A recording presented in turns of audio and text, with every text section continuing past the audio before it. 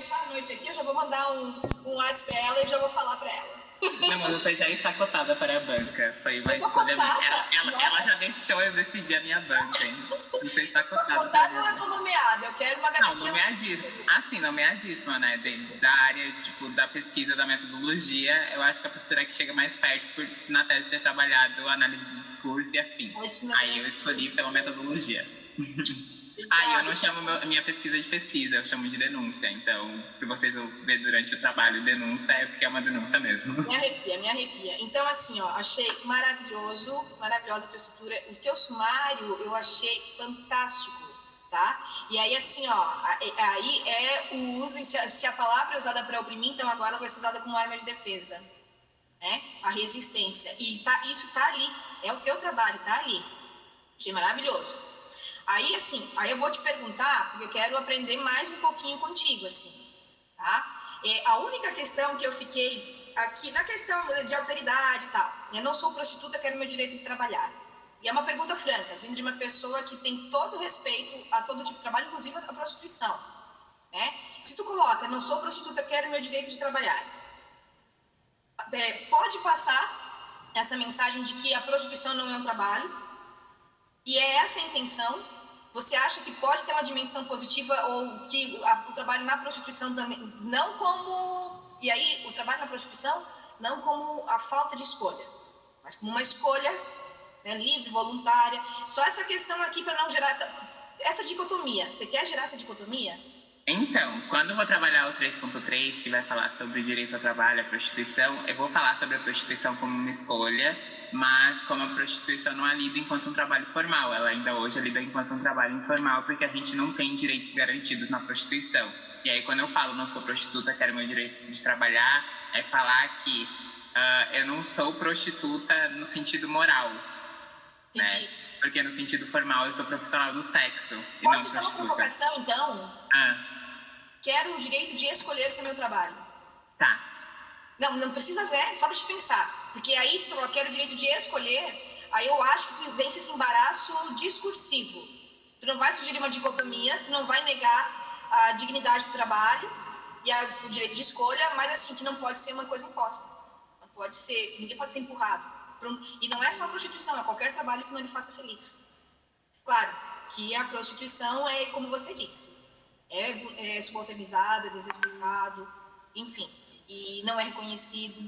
E é muito legal, e eu acho que então, quando tu diz que vai trabalhar a questão do direito ao trabalho, o que é importante focar aqui? O trabalho não formal é um trabalho que é oprimido, que é subvalorizado, inclusive economicamente, que subalterniza o corpo do trabalhador, da trabalhadora, e tem todas essas questões que decorrem do trabalho formal. Não que o trabalho formal garanta que vai ser respeitado, mas é menos vulnerável. E eu acho que é bem legal fazer esse paralelo e mostrar assim. Mas eu também não quero corrigir, tá? Porque isso é um poema. O teu sumário é um poema. Um poema não, é uma poesia. E assim, ó, nenhum pitaco, a única coisa foi uma coisa que me sugeriu, eu ainda não li o contexto todo, eu entendo o que você quer falar, mas é só se não for a tua intenção sugerir uma dicotomia, e assim, e eu também acho muito bonito, eu quero o direito de escolher. Porque eu acho que é isso que a gente está discutindo, assim, né? Inclusive, quando você fala da questão da heteronormatividade, da construção, a própria escolha de autores, né? Você usou até o Yumi, diva maravilhosa. O livro novo, menina. Nossa, muito chique.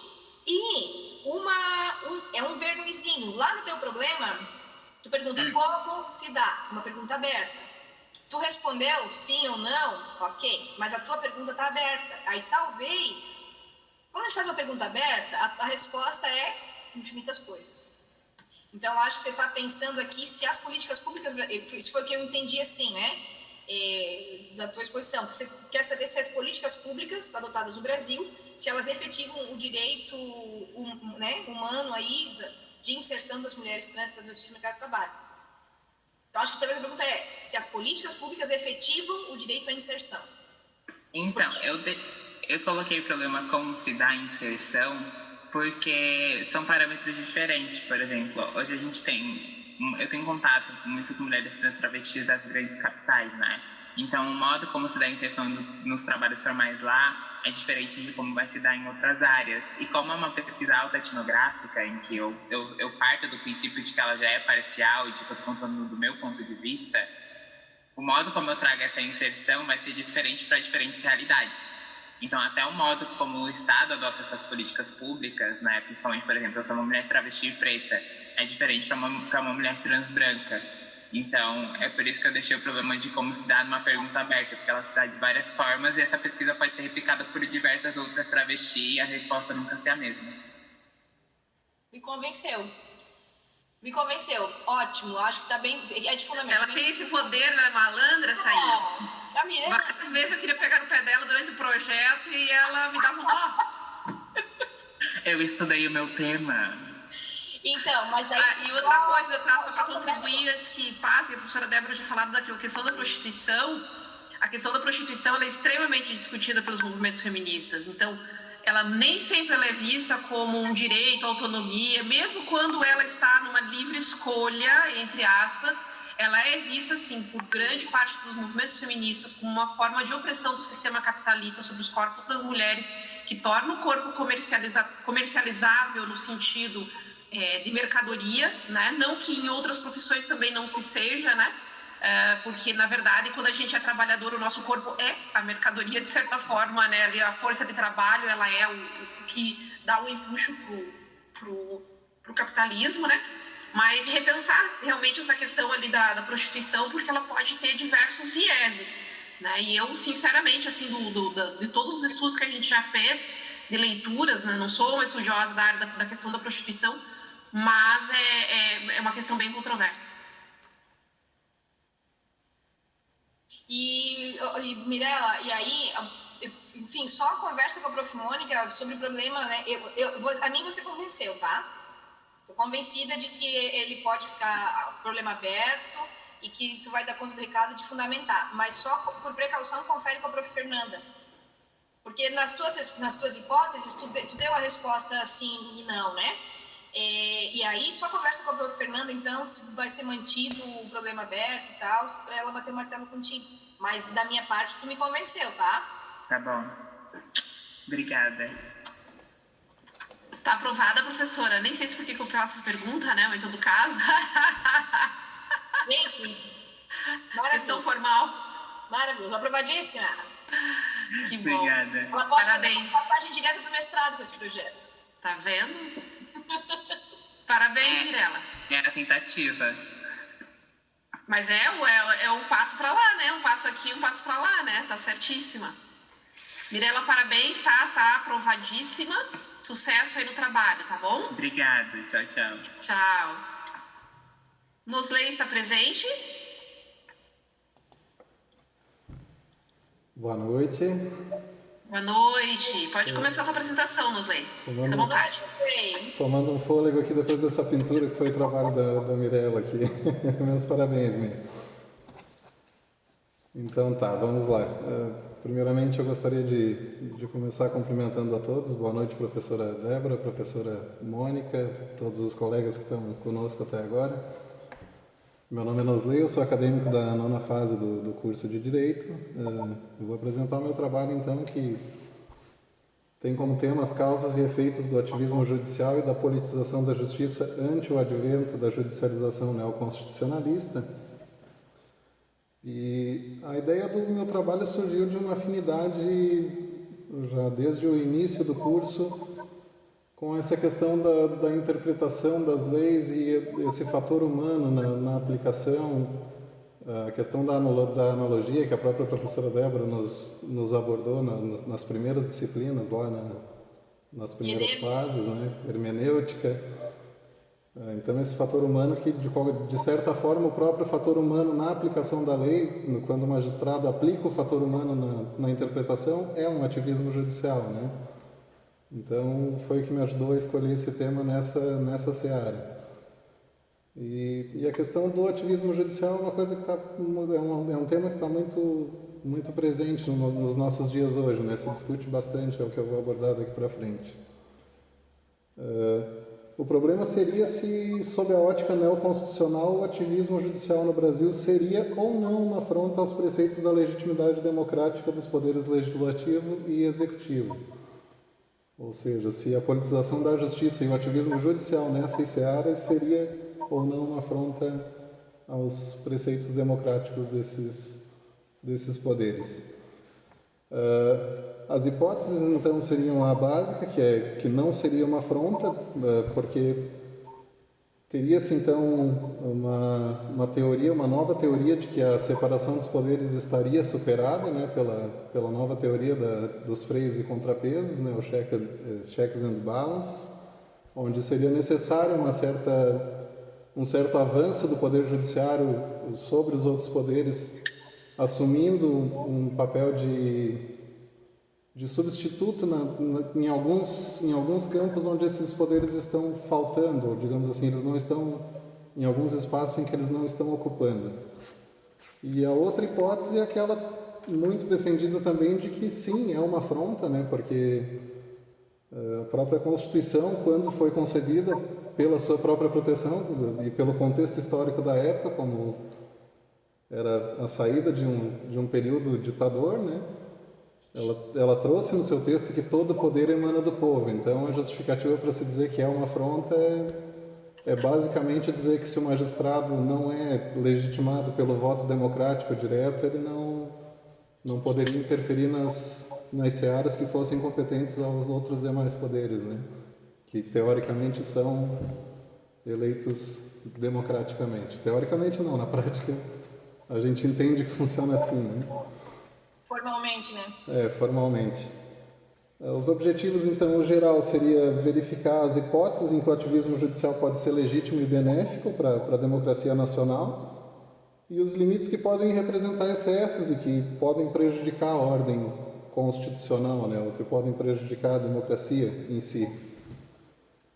E os específicos, então, seria estudar primeiramente acerca da contestação, da conceitualização termológica, de judicialização da política, ativismo judicial e realizar uma breve análise do que seria o ativismo judicial no contexto atual brasileiro, o que seria hoje o ativismo judicial no Brasil.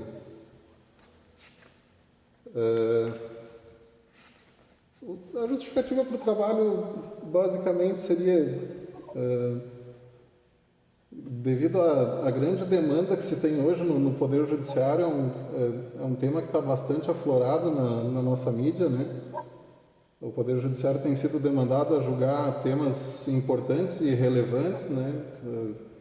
Que estão na mídia todos os dias. Eu cito como exemplo na minha justificativa aqui um bem recente, que seriam o julgamento dos recursos que anularam as condenações do ex-presidente Luiz Inácio Lula da Silva, repercutiram bastante, né? Não só esse, vários outros temas que trazem vários holofotes para cima do Poder Judiciário, principalmente do Supremo Tribunal Federal. Aqueles que defendem o ativismo judicial, que defendem que o ativismo judicial seria um crime cometido pelo Poder Judiciário, que na visão do trabalho a gente quer desmistificar isso. E a priori a gente tenta destacar que a visão de ativismo judicial é diferente, juridicamente falando, do que aquilo que se prega na mídia, porque quando você vê uma notícia na mídia, você vê ela poluída por interesses de classes, né? Interesses de grupos que, quando a notícia é veiculada, ela é veiculada sob um interesse forte de alguém, então não é pesquisa pura, né? Então você acaba conceitualizando o ativismo judicial de uma forma talvez equivocada ou que não representa a realidade. E a própria realidade nossa hoje, acadêmica, eu vejo que muitas vezes se ignora o tema ativismo judicial. Eu, por exemplo, vim descobrir o que é realmente o ativismo judicial a partir do momento que eu comecei a pesquisar para fazer o meu trabalho de monografia. Então, porque eu tinha intimamente assim o conceito de que ativismo por si só já seria uma palavra um pouco negativa, assim, e não. Acabei descobrindo que não. Então, para mim já foi importante essa pesquisa.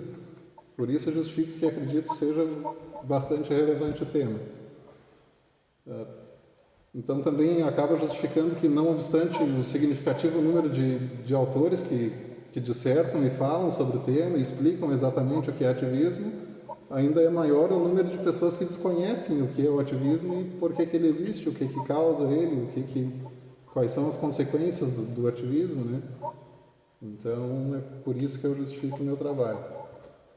Nosley, faz aí um fecho para terminar a apresentação, que já está bem avançadinho. Desculpa. Imagina. Então, a minha metodologia vai ser no método dedutivo, em pesquisa qualitativa, né?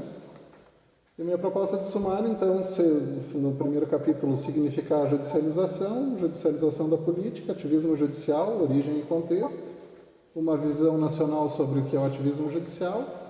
No segundo capítulo, Estado liberal e o judiciário como mero fiscalizador, Estado juspositivista e o judiciário aplicador de leis, Estado de bem-estar e o judiciário protetor de direitos fundamentais, Estado neoconstitucionalista e funções contemporâneas do judiciário. E no terceiro capítulo, sim, uma separação dos poderes e a nova teoria de freios e contrapesos, legitimidade para a defesa constitucional e a democracia, direitos fundamentais e a guarda constitucional e, por fim, o ativismo exacerbado e suas consequências. E como referência principal, utilizar o Luiz Roberto Barroso, que é o nosso ministro que fala bastante sobre o tema. Então, eu encerro e me coloco à disposição da banca e da professora para Certo, obrigado, Nosley. Professora Débora. Muito bem. Nosley, você está super de parabéns. O teu projeto, assim, ele tem tem algumas coisas que eu acho que você vai ter que organizar aqui que a gente vai tentar te ajudar. Mas vou te falar que ele tem uma densidade, ele tem potenciais, assim, de ter um aprofundamento teórico impressionante, né? Que a gente nem sempre vê, né, nas pesquisas de graduação. Quer dizer que o aprofundamento teórico que tu estás propondo aqui, ele vai além do que a gente espera da graduação. Isso é muito bom. Mostra teu compromisso, que tu estás disposto a pensar o tema, e eu achei excelente. Gostei bastante, tá? Gostei bastante. Também gostaria muito de assistir a defesa desse trabalho, né? Se você quiser mudar para a banca e tal, fica a dica. Obrigado, professor. Com relação às pontinhas que a gente pode tentar ajudar aqui a ir amarrando, deixa eu ver que eu tinha notado. No problema, a expressão neoconstitucional. Eu te aconselharia substituir por neoconstitucionalismo, sob a ótica do neoconstitucionalismo. Por quê? Porque o neoconstitucionalismo é a categoria teórica que vem sendo desenvolvida como palavra-chave. Até porque, assim, se tu for fazer pesquisa, né, tu vai encontrar muito mais produção com esse tema do que com o tema neoconstitucional, que eu até pouquíssimas vezes li, essa foi uma das poucas vezes que eu li. Então, é só para te usar a categoria teórica que está sendo explorada aí, né? Na tua hipótese básica, aí, eu li a primeira linha e eu fiquei assim pensando, não, calma, cuidado, vamos lá, devagar com dor e com santa de barro. Mas daí eu entendi o que você quer dizer. Não é que a teoria da separação dos poderes, ela foi superada, porque ela foi ressignificada. E aí, uma categoria que eu procurei no meu trabalho, e eu só uma citaçãozinha dela, lá no Fundamento Teórica, que é a visão garantista, é o garantismo. Então, eu acho que o garantismo constitucional ele tem que aparecer no teu trabalho. Se puder incluir já nos objetivos, perfeito. No sumário, sem dúvida, ele está presente. Porque é no garantismo constitucional que tu vai encontrar argumentos para a tua pesquisa. Vai cair como uma luva. Tu vai gostar bastante. Eu vou te recomendar um livro do Ferraioli. Conhece? Já ouviu falar desse autor? Não. Como é que se escreve, professora? Escreve Ferrajoli, com J. Óbvio que é J. Se fosse com G, seria Ferragoli. O que não é de todo ruim, né? Um gole de chocolate depois de uma semana puxada é muito bom, inclusive, né? Mas esse lê Ferraioli, né? Tem um livro dele chamado A Democracia através dos Direitos, que ele analisa isso, a importância do fortalecimento constitucional e o papel do judiciário. Então, esse livro, que eu não tenho ele nem físico, e eu acho que tem um xerox dele, mas deixa eu ver aqui, eu não sei se a nossa biblioteca tem. A gente vai dando uma... Eu tenho, você não tem, eu tenho. Eu quero. Vai me prestar Eu tive que engolir esse livro que foi na minha seleção do doutorado. Sério? Tá todo fichado aqui, ó, presta atenção aqui, ó. Só o look aqui em uma das páginas aqui, ó, presta atenção, todinho riscado, ó.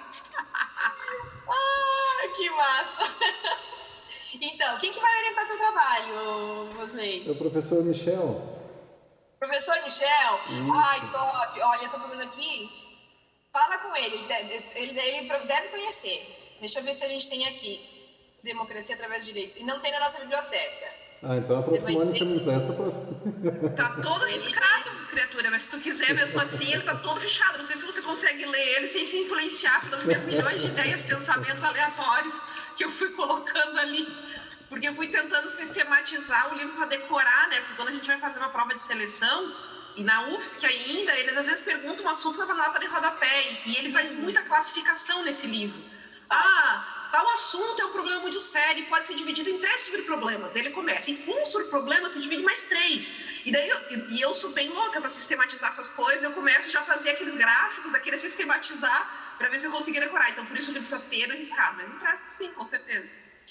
Mas a boa notícia para o Nosley é que quando a gente... você fez IED comigo, Nosley? Sim, sim. Você lembra que a gente fazia aquela discussão sobre justnaturalismo, justpositivismo, pós-positivismo? Sim. E tudo é uma questão de hermenêutica, professora. Oi? E tudo é uma questão de hermenêutica, foi a primeira coisa que eu aprendi. Então, quando a gente faz essa estrutura, um dos autores que a gente usava de referência naquelas aulas era o Ferraioli. Agora você já sabe onde encontrar, ele vai te ajudar, tá? Vai te ajudar. É um livro, assim, crucial para a abordagem que tu vai dar. Fiquei super empolgada porque é muito legal quando a gente vê... não é um autor que eu siga, que eu estude muito e tal, mas eu acho que nesse livro ele tem ideias... Tem algumas que são, né, meio, sei lá, eu não concordo, mas tem leituras que são excelentes. E é muito bacana, assim, ver que... Eu sei que tu vai ler e tu vai encontrar um aporte para a tua pesquisa. Conversa com o prof. Michel também, né, para ver essa questão aí de incluir o garantismo, eu acho que é importante incluir. Aí... Lá na... tem uma coisa que fica aparecendo aqui no meu computador, achei. Lá nos objetivos... nos objetivos... Aqui, objetivo geral. Você tem que tomar cuidado, porque você deixou um objetivo para uma pergunta aberta. Verificar em quais hipóteses. Então, só tira o quais e substitui por C. O ativismo pode ser legítimo. C pode ser... Aí tu vai encontrar... pode encontrar situações em que ele não vai ser e situações em que ele vai ser. Tu vai responder. Isso lá no final. Agora, tu perguntou em quais hipóteses, tu vai entrar em um muito perigoso da prescrição jurídica. Entendeu? Como se fosse fazer aí a receita. Né? E aí, acho que pode fechar para ter uma resposta binária. Em quais hipóteses, se pode ser ou não. Os objetivos específicos no primeiro e no terceiro, o senhor duplicou, fez 2 cada um. Estudar a conceitualização e realizar uma análise do ativismo judicial, que você tem 2 objetivos. Então, acho que você pode fazer aqui, apresentar o conceito de judicialização e ativismo judicial. Né? Aí tu pode até colocar no contexto brasileiro, mas daí é um verbo só para te poder amarrar isso, tá? E aqui no terceiro, examinar os cenários, verificar cenários que legitimam ou legitimam o ativismo judicial, né? Aí tu não vai colocar estudando acerca dos benefícios e malefícios, porque os benefícios e malefícios já são cenários que legitimam ou deslegitimam, respectivamente. Aí, com essa, assim tu deixa ele redondinho e tu não complica aí as questões. Agora, aqui talvez tu poderia colocar, no segundo capítulo, análise da evolução do papel funcional do Poder Judiciário. Analisar e cuida com a palavra evolução, porque a palavra evolução, ela sabe, né? Ela foi o carro-chefe lá do regime nazista. Então, o termo evolução, quando a gente chega, e o professor Michel vai falar isso para ti, na filosofia ele é muito discutido, Porque a palavra evolução, na maioria das vezes, na história, ela foi usada para oprimir grupos, espécies, etc. Então, talvez, analisar a transformação do papel do Poder Judiciário. E aí, com enfoque nos diferentes períodos históricos de Estado. Legal. É aquilo que a gente conversava na disciplina de ED. Pega os nossos planos de aula, tu vai encontrar muita coisa, muitas referências para esse capítulo lá. Só que aqui, nesse segundo, tu poderia considerar colocar o termo garantismo. Analisar a transformação do papel do Poder Judiciário nos diferentes períodos históricos, em especial com o advento do garantismo constitucional. Quando tu lê sobre o garantismo constitucional, muitas portas vão se abrir para ti. E aqueles 2 livros que eu anotei ali antes, dos professores lá, principalmente o primeiro, do professor Luiz Henrique, tu vai encontrar ali alguns elementos teóricos também, tá? Esse tem na biblioteca. Pode te ajudar também esse livro. E é isso, Mônica. Eu acho que o Nosley, ele sempre foi uma pessoa atenta, com perspectivas originais. Você sempre foi, Nosley. E você sempre vinha com algumas perguntas assim, e algumas posições e tal, que saíam do mais do mesmo. E acho que aqui você vai conseguir trazer também uma perspectiva bem legal para o teu trabalho. Parabéns. Obrigado, professora. Projeto viável, então, né, professora? É viável. E dá um abraço para o professor Michel, tenho certeza que vai ser um trabalho topíssimo. Que bom. Parabéns, então, Nosley. Estás aprovado, tá? Muito obrigado, professora. Certo. Vamos, então, agora para o último projeto da noite, né, o da Tânia. Tânia, você está aí? Uma das pessoas que me perguntou, que me sondou. Ah, mas é bem a cara da minha clientela. Eu conheço toda a minha clientela. Essa clientela aí já é conhecidíssima. Desculpa, tu acha que eu não conto? Se eu não contando fazem isso, imagina se eu conto o que fazem. Eles vão na tua casa te levar bolo. Te levar bolo e te levar o projeto. Querida. Mas você me Brincadeira, gente, eu não podia, né? Eu tinha que disfarçar, né? Tá super certa, Débora. Tânia, pode começar, fica à vontade. Boa noite, professora Débora, professora Mônica e demais colegas. Meu nome é